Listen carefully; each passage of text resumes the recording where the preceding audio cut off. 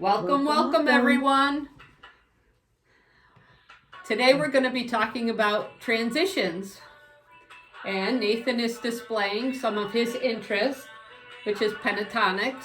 Because transition planning is based on the student's interests and their strengths.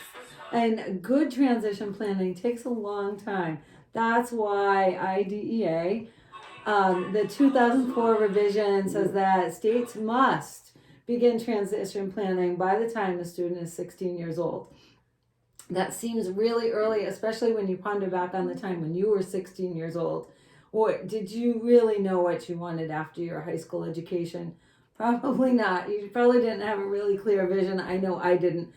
Sherry, what did you want to be when you were 16? I have no idea. But Nathan loves photography, and that's one thing in his transition program. He takes really cool pictures. So I had to fill out something and tell them his interest in things that he likes. And one thing he loves to do is he likes to manipulate pictures. So you have this really cool picture that he's altered. He likes to do them all in funky colors. He takes really, really cool pictures. See if we can find, he does all kinds of things. He does like shadows, and he alters them. Like, that's not his normal head. No, Nathan, your head is not square. But he can alter all that stuff.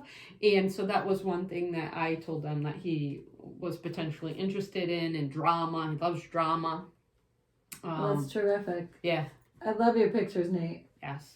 So he has a big collection of pictures that he loves to take.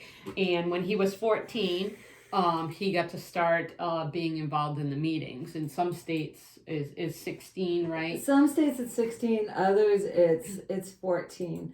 And others may even have a different, I just lost my notes. Thanks, Nate. Of the many milestones that face students as they move through their public education, one of the biggest milestones is when you start to prepare for your life outside.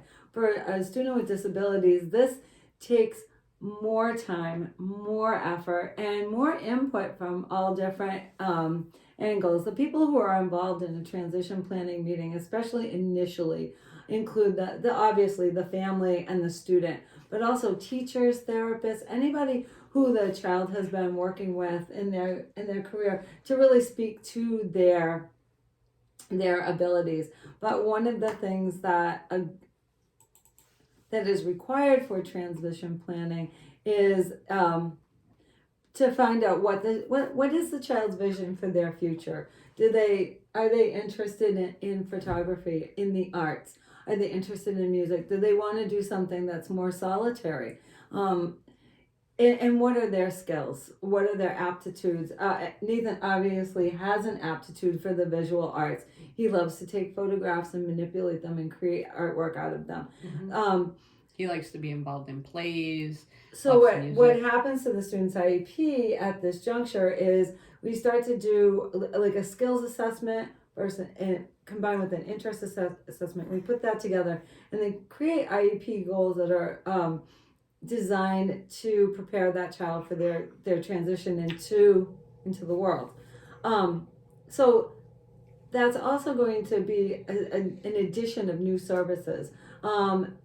There might be making sure that they get into electives like photography, or it could mean finding a job coach for them to take them out into the community and let them sample different types of work. That's beautiful, buddy. Oh, I love your colors. That's Elena, he's saying. I love it. I love your colors. So it's really the responsibility really falls on the school to teach the students the purpose and the function of their IEP, the procedures of an IEP meeting. Now at this point, the child is really getting involved in their own education, mm-hmm. and they take really to heart what that student's vision is for their own future and what they want, and they help them with goal setting and teach them to be an advocate for themselves and to keep their IEP in line with what their skills and their talents and interests are. We one of the other things that happens through transition is 1 year before a child reaches the age of majority. And the reason I'm not using a specific age is because different states have different ages that they consider the age of majority. 1 year before, it becomes time to start really including the student in the IEP process. And they do what's called, under the law, a transfer of rights. So now the student is educated as to what their responsibilities are, but they also know what their rights are that go with those responsibilities.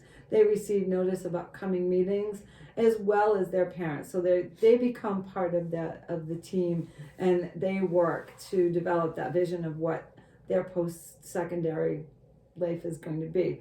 Now, most students with developmental disabilities will go to school until their 22nd birthday.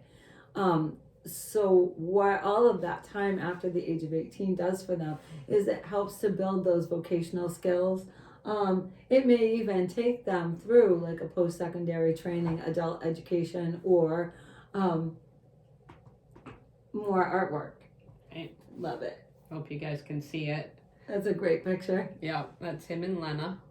Lena's worked with Nathan since he was 18 months old. And yeah, so Awesome. She's been a consistent in his life. And as a parent, you should make yourself aware of this stuff. I know it can be overwhelming and stuff. And now that Nathan's getting to that transition period, I have a whole new set of things to learn. Oh, that's beautiful. That's a beautiful sunset that Nathan took. I love it. Yeah. He's my big photography guy. Yeah, both his iPads are full of pictures. Beautiful photographs. I love it. Absolutely.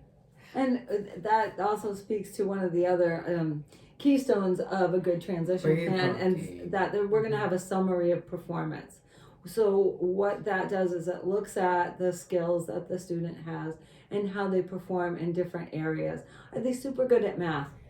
Could that lead them to a vocation that involves mathematics? Are they really good at the arts, like Nathan and his visual photography skills? Oh my gosh, That's is him so when he was like sweet. 9 months old. That's a great picture, Nate. And to make sure that these summaries are meaningful to what their future goals are. So we're not going to be, if someone who's interested in the arts, we're not going to really put a lot of focus into their math or writing skills, because they're interested in the visual arts.